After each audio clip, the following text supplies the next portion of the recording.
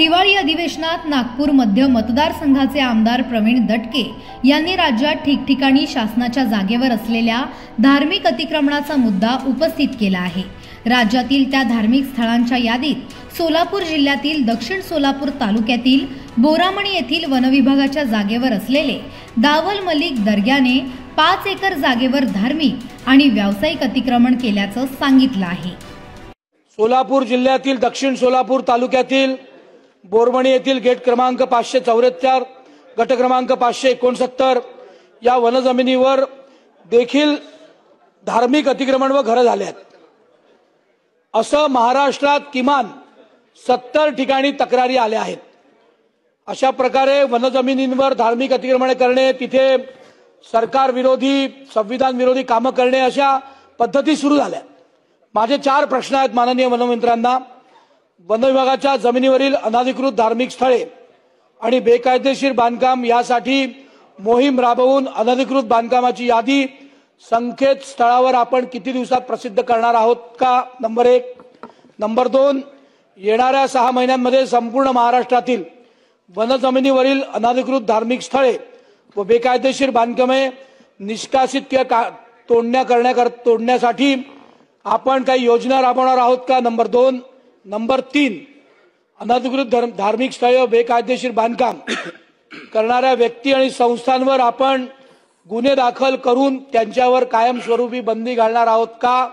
Number 4, अनधिकृत धार्मिक स्थळे व बांधकामे यांच्यावर कारवाई करण्यात आली, जे अधिकारी यांच्यावर कारवाई करत नाही, ग्रामपंचायतच्या ग्रामपंचायती सरपंच सचिव स्वतःहून तक्रार करतात, कोणत्याही पक्षाची असू दे, पण त्याच्यावर अधिकारी लक्षच देत नाही आणि मोठ्या प्रमाणात वनजमिनींवर धार्मिक अतिक्रमण होतात आहे।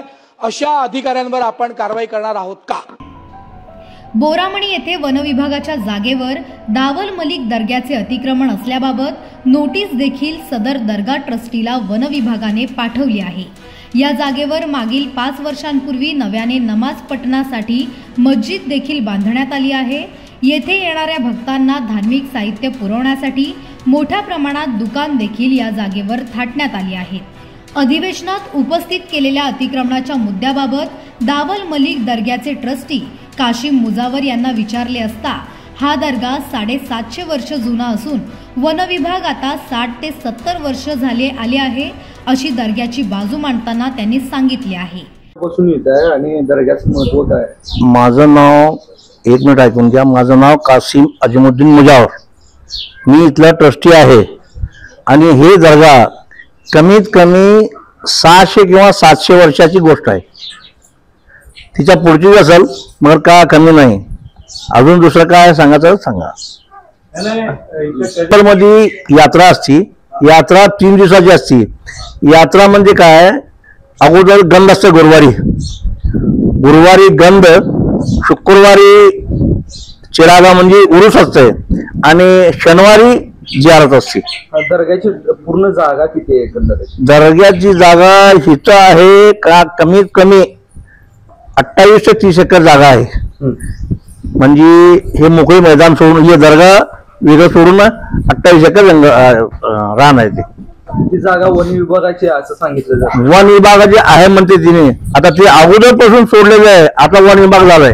अगोदर किती 700 वर्षाची गोष्ट आहे ती, आता तिने म्हणते आमची आहे, आम्ही म्हणतो दर्गाची आहे। काय दर्ग्याच्या बाबत काय कागदपत्र वगैरे आहे? दर्ग्यात कागदपत्र आहेच की, कागदपत्र आहे, समजा आहे।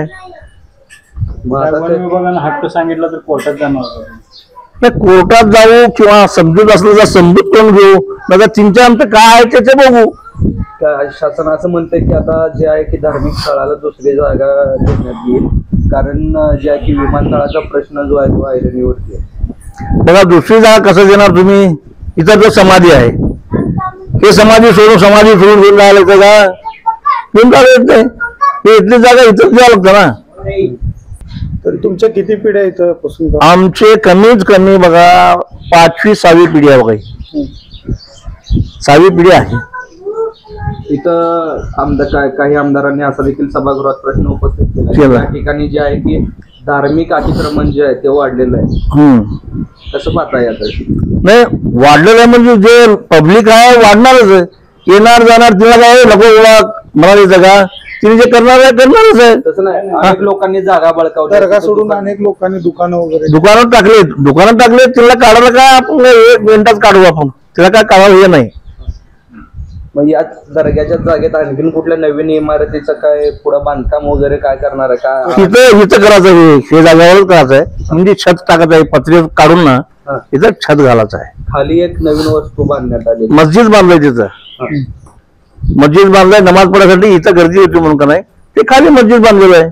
मस्जिदची जागा किती आहे एकंदरीत? मस्जिदची जागा बघा 20/15 काय तर आहे. बांधकामाचं परमिशन घेतली होती का? हा घेतलं होती, परमिशन घेतलंय, परमिशन घेऊनच बांधलेलं आहे ती. यापुढील आता वन विभागाची जागा आहे म्हणते, यापुढील तुमची ट्रस्टीची भूमिका काय असणार आहे मंदिरात? बघू, आमचे समजे लोक मिळून काय म्हणतात त्या हिशोबाने तिला बी घेऊ, आपण बी बसून काय समजा करून टाकू.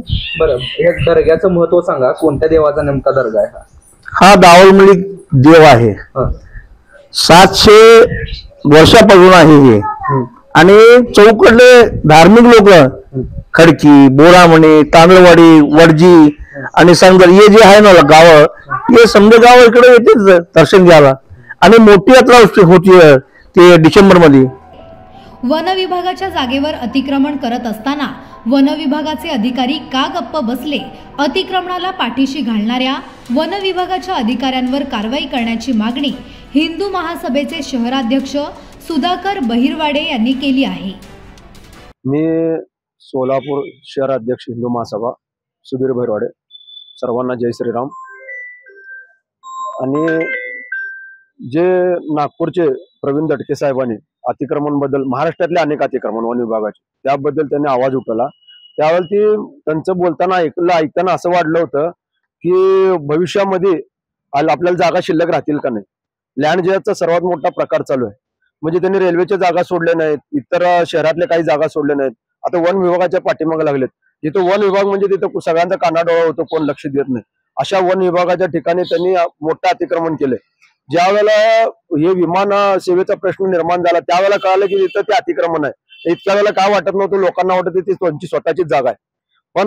पण असे कितीतरी अतिक्रमण आहेत की त्यांचा लँड जेचा विषय चालू आहे. आता त्या वन विभागाच्या अधिकाऱ्यांनी त्यावेळेला त्यांना नोटीस पाठवली होती की बांधताना की तुम्ही बांधू नका, पण तरी सुद्धा त्यांनी बांधले. मग यांची किती गुरमी चाललेली आहे की तरी सुद्धा बांधले. पण वन विभागाने त्यावेळेला त्यांना पोलिसामार्फत रोख का धरली नाही, त्यांचं अतिक्रमण त्यावेळेला का थांबवलं नाही, हा सर्वात मोठा प्रश्न इथे उपस्थित होतो. की वन विभागाचे अधिकारी त्यांच्यासोबत लागेबांधे आहेत का, नावाला नोटीस काढलेत का? मग वन विभागाचे अधिकारी त्यावेळेला जर बांधताना आक्षेप घेतलेले नसतील तर पहिला त्या वन विभागाचा ज्यावेळेला जो अधिकारी होता तो आता रिटायर झालाय का, अजून तो कुठल्या पदावर आहे किंवा त्याची बदली झाली आहे, ते तपासून तात्काळ मध्ये त्याला बडतर्फ करण्यात यावं. आणि त्याची जेवढी बी आतापर्यंत त्यांनी सेवेत पगार बिगार घेतले ते सर्व परत शासनाने परत घ्यावी. म्हणजे त्याचं पूर्ण पदच रिक्त करावं. कारण की त्यांनी साथ दिलेला आहे. वन विभागाचा एक कायदा 1927चा, त्या अधिनियमापासून की वन विभागाला डायरेक्ट त्या नोटीस न देता न काय करता तिथं जाऊन जागेवर जाऊन अतिक्रमण पाडता येतं. मग विनोबा का ग बसत आहे? मग विधानसभेमध्ये आमदाराला आवाज उठवावा लागतो, ही आवाज उठे पण वन विभाग ग बसतंय का? आज विमानतळाचा प्रश्न निर्माण झाला म्हणून आपल्याला कळालंय का? आता मैंदर्गी अक्कलकोटमध्ये असंच झालं होतं. ज्या वेळेला तिथं प्रश्न जागेचा उपस्थित झाला त्यावेळेला कळालं की आज कितीतरी लँड जिहाच्या मार्फत त्या लोकांनी वक्फ बोर्डच्या अंडरखाली सगळ्या जागा वक्फ बोर्डाला वर्ग केला.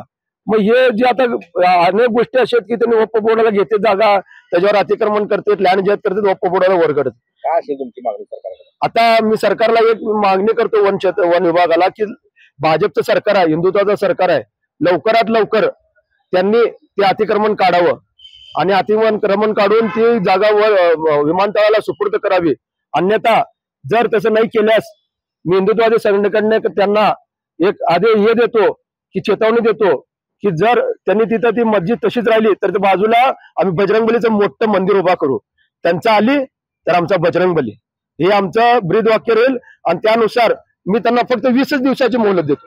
20 दिवसात तसं नाही केल्यास आम्ही त्याच्या बाजूला जाऊन मोठं बजरंगबलीचं मंदिर उभा करतो.